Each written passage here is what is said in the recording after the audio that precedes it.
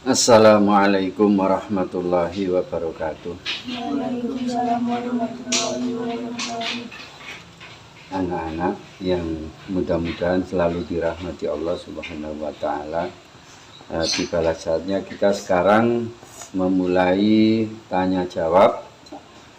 Mudah-mudahan kamu bertanya yang betul-betul kamu tidak tahu, tidak bisa, dan Abah nanti menjawab atas bimbingan Allah. Mudah-mudahan jawaban Abah nanti benar atas bimbingan Allah.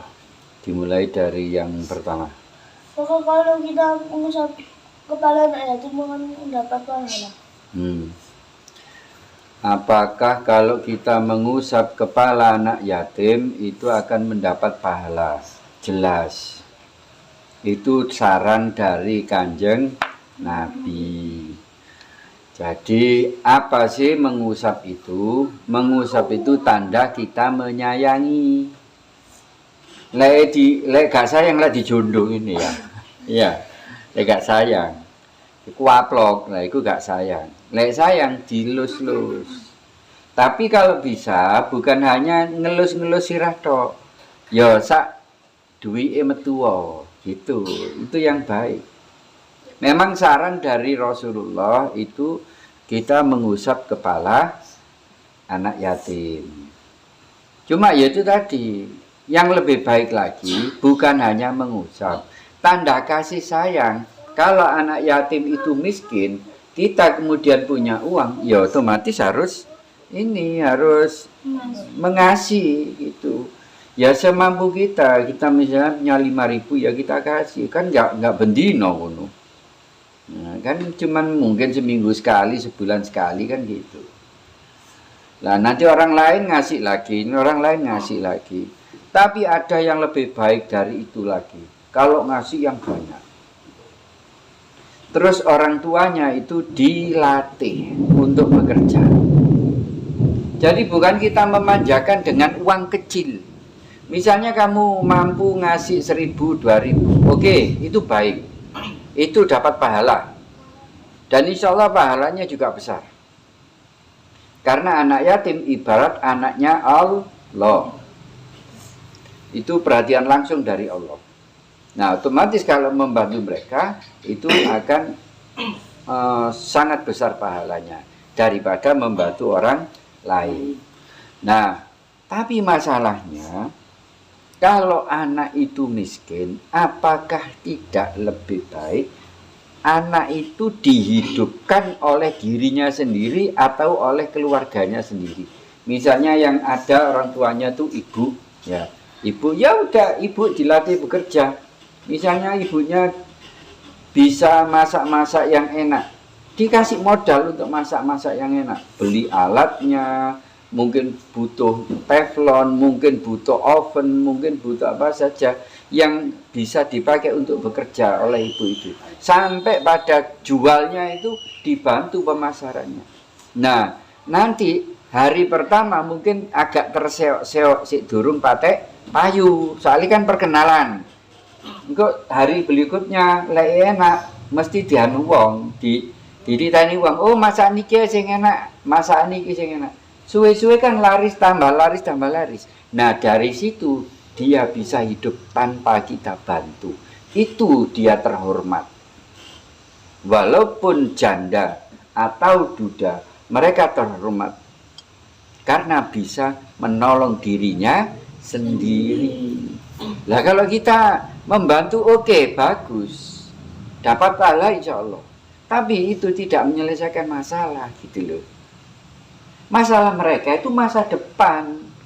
Apalagi kalau anaknya masih sekolah SD katakan, bapaknya sedo, bu kecelakaan, bu sedo sakit, terus apa pian saken duwe kanca, duwe tangga sing yatim.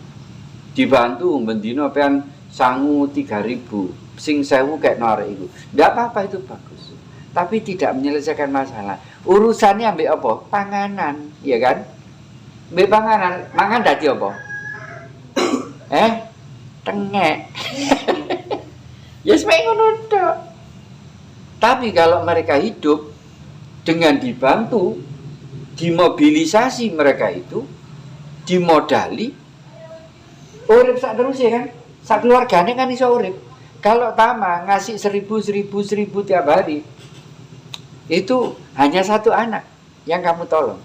Tapi kalau sekali, misalnya langsung juga 500.000, tapi ibunya dianu sih, dilatih loh ya, nggak 500.000 moro dikekno lan-lanan ngono, nggak ngono, atau 1 juta atau 2 juta. Nah caranya apa? Kalau nggak mampu sendiri, cari orang yang mampu, dirangkul, Pak atau Bu, ada orang ini membutuhkan bantuan, mari kita bantu. Tapi sebelumnya kita kasih modal ilmunya dulu, kemudian baru modal uang. Pemasaran kita bantu sementara. Kalau dia sudah jalan, maka kita lepasnya pasarno dulu. Gitu. Dan itu bisa nyekolahkan anaknya, bisa buat apa. Akhirnya begitu. Duit 1000 tamu geok apa tamu. Jajan itu kemeluru, lek sing 500-an gawe cigi ya. Kan gitu. Ya wis entek dimaem. Mari ngono dadi tengek. Wis. Ya kan? Tapi lek arek itu urip apa meneh sampai kuliah, iso mondok, iso yang memberi 2 juta sekali saja. Itu nanti berarti menghidupkan berapa keturunan dari ibu satu, misalnya ya, ibu satu ya, kemudian punya anak 2. Keluarga ini dihidupkan oleh satu orang, misalnya Pak A ya, yang menghidupkan keluarga ini, ngasih modal cuma 1 kali kan. Bandingno saiki Tama ngekei 1000 tiap hari, wis gathik let, wis anggap ae gathik let. Tiap hari 1000. Berarti untuk mencapai 1 juta kamu butuh waktu 3 tahun. Untuk mencapai 2 juta kamu butuh waktu 6 tahun. Teko 1000. Ya kan? 1000. Nah, itu kalau tiap hari loh ya, gathik mandek. Tapi coba, kalau 2 juta dengan dibekali ilmu, langsung enggel dikekno wongi, tukokno alat, tukokno ngene, tukokno ini, langsung wongi berangkat kerja. Akhirnya apa yang terjadi? 6 tahun anaknya sudah besar, sudah bisa sekolah sendiri. Dia punya modal sendiri, punya pekerjaan sendiri, dan yang paling penting punya harga diri. Ini anak 2, si anak 2 kan.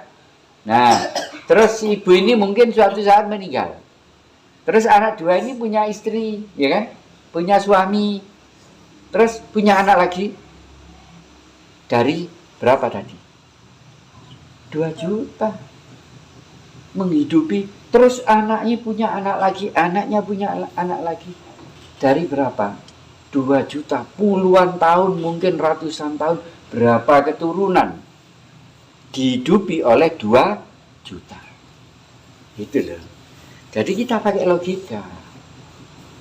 Ngasih 1000, 2000 bagus, nggak salah.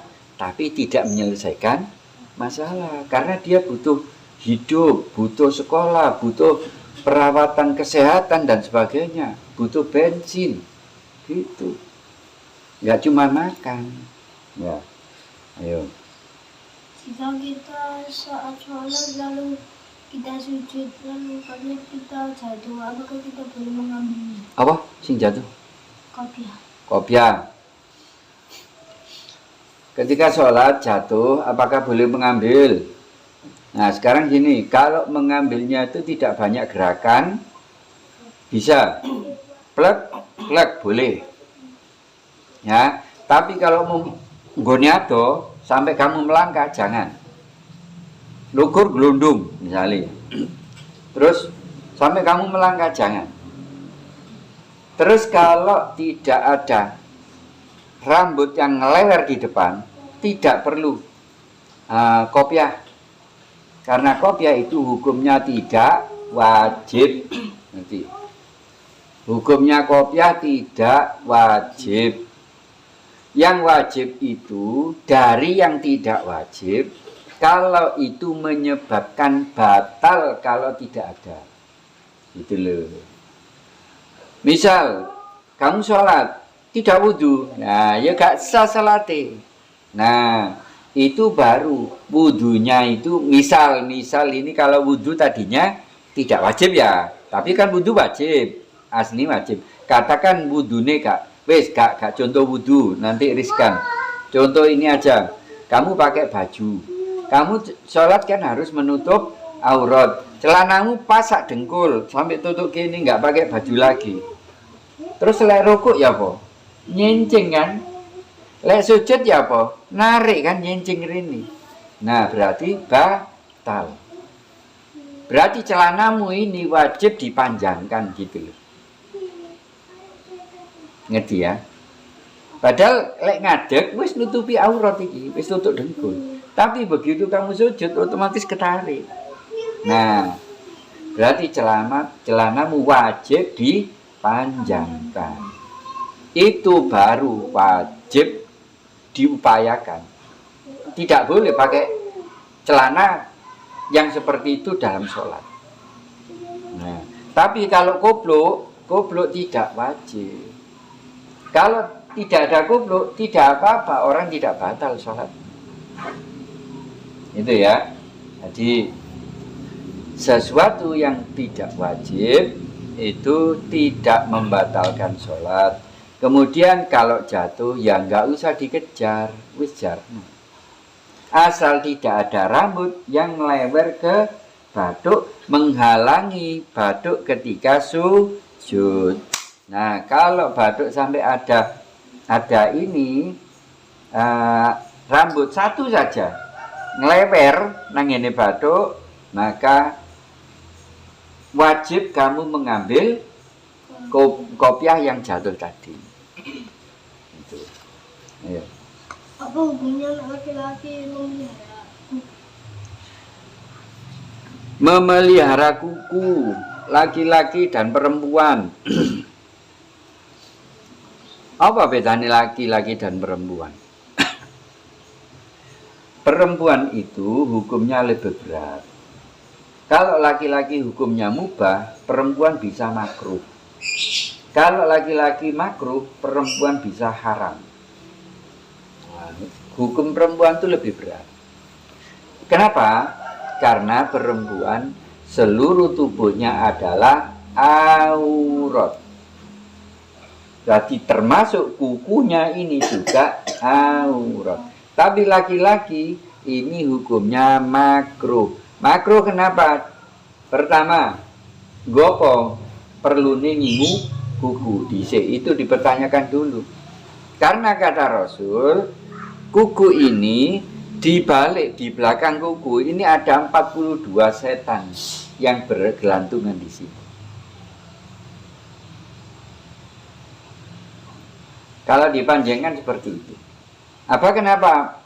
Nah ini ono perlu nih soalnya. Soalnya ini tidak bisa kuku ini diwakili yang lain. Pak tahu sudah pakai alat, nggak bisa menggantikan kuku itu. Pernah kuku kita entekno diganti kebutuhannya agama pakai alat, nggak iso ternyata. Harus pakai kuku. Nah ini baru boleh. Jadi hukumnya makruh. Nah kalau kamu tidak mau digandoli setan, maka jangan ngingu kuku. Loh terus setan apa? Pekerjaannya setan. Asyaitonu ya'idukumul faqra wa ya'murukum bil fahsya.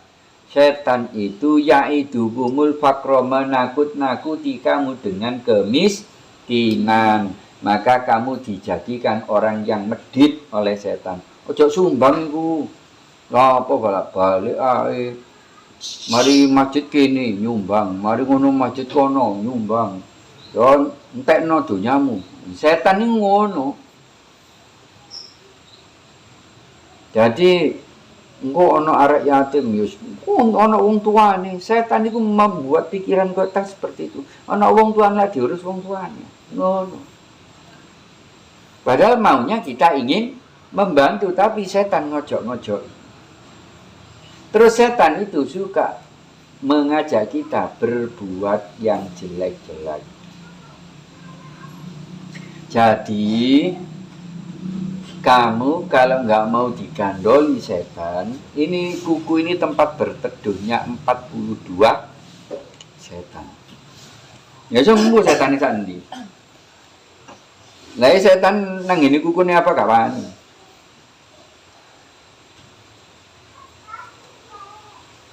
Wong hari-hari apa? Ngaji. Ya apa setan guru ngono ngaji? Gak kuat. Gitu. Apaan? Tulinan. Jadi gandoli setan nambah. Nah, jangan ngingu, gak usah ngingu, karena penting. Kalau masih ada yang bisa digantikan oleh alat selain kuku, nggak usah ngingu kuku, pakai alat aja. Mbus ya opo, kebutuhanmu opo, terus pakai alat opo sehingga bisa menggantikan itu. Tapi kalau apa jenenge harus pakai kuku, alat itu nggak bisa menggantikan kuku, maka kamu boleh. Tapi bolehnya minta izin dulu sama Allah. Ini. Ya Allah, saya butuh ini. Tolong izinkan saya memanjangkan kuku. Artinya apa? Hanya sekedar kebutuhan. Bukan untuk gaya-gayaan, bukan. Nah, gaya itu apa sih?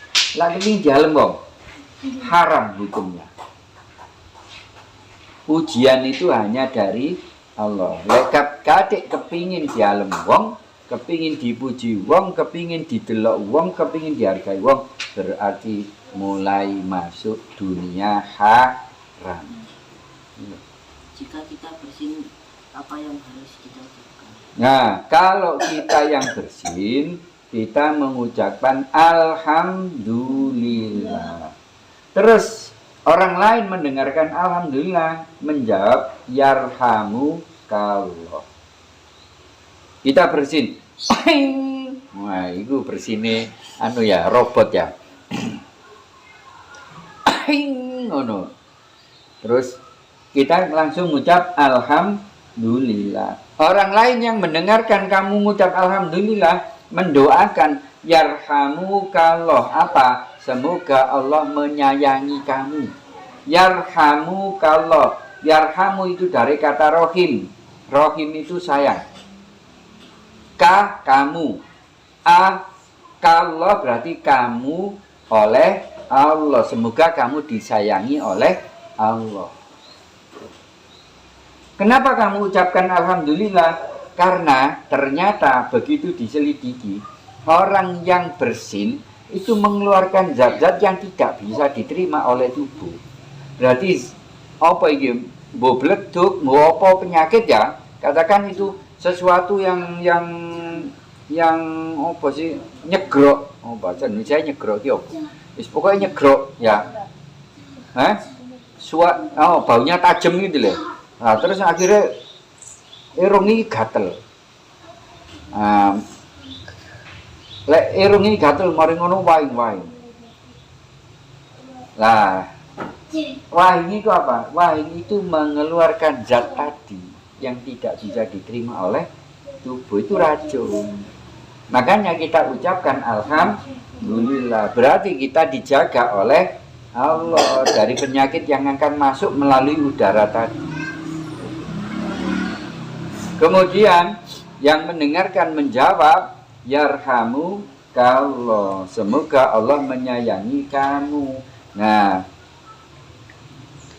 terus ini hukumnya sunnah, tapi sunnah yang muakkad, ya, sunnah yang muakkad.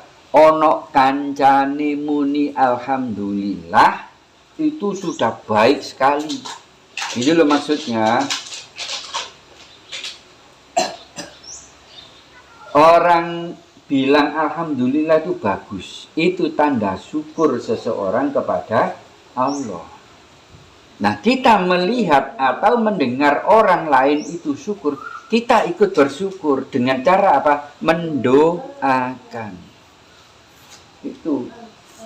Jadi kita ini dengan saudara sesama muslim, kita disuruh saling mendoakan. Wa tawasau bil haqqi wa tawasau bis sabr.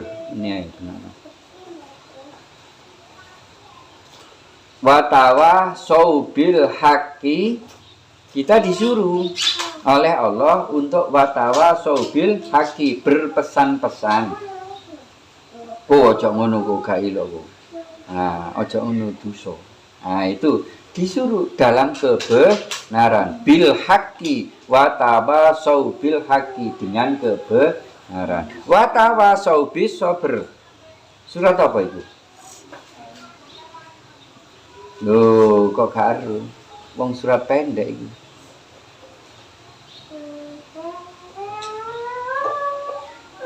Nah, gak tahu diwaca iki surat. Sering dibaca di sekolahan. Cuman 4 ayat. Wal asri.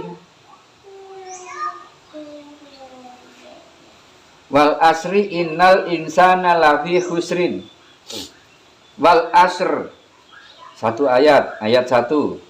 Innal insana lafi khusr. Sesungguhnya semua manusia itu dalam keadaan rugi. Illal ladzina amanu, kecuali orang-orang yang beriman dan beramal soleh. Amanu wa amilus solihat. Ayat ketiga. Wa tawasau bil haqqi wa tawasau bis sabr. Dan orang-orang gak cukup kita menjadi orang Islam itu cuman beriman dan beramal soleh, gak cukup, harus ada watawasau bil haqqi watawasau bis sabr. Eling-elingan nang kanca, lek ana kancane nglakoni kesalahan elingno. Ku gak oleh ngono iku. Tam gak oleh ngono iku. Elingno. Lek perlu dalil dalilono. Pam ora Rasulullah sallallahu alaihi wasallam. Ngono. Jari tamak, nggih Pak Ustadz. Ora. Jadi itu kita sebagai orang Islam disuruh saling menolong dalam apapun, dalam kebaikan, ya, bukan menolong dalam keburukan. Lek kancamu mlebu, lek pean tulungi dalam keburukan, kancamu mlebu neraka, pean engko diseret mlebu neraka. Lek kancamu nglakoni misalnya nyolong pencitu wong, main ora dukur nyolong jambune wong, pengen nampani ning isor ya jenenge nulung iku ya. Ayo kene ayo. Cepetan. Jenenge nulungi ngono iku. Nah, nulungi untuk dalam keburukan, maka kamu juga ikut keseret ke dalam neraka. Sudah kita tutup dengan doa setelah belajar. Allahumma ramna bil Qur'an waj'alhu lana imaman wa nuran wa hudan wa rahmah. Allahumma dzakirna minhu manasina minhu majailna warzuqna tilawatahu ana al-laili wa adrakan nar waj'alhu lana hujjatan ya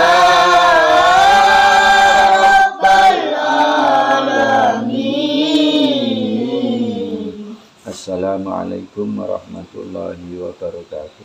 Waalaikumsalam warahmatullahi wabarakatuh. Allahumma sholli ala sayyidina Muhammad. Allahumma sholli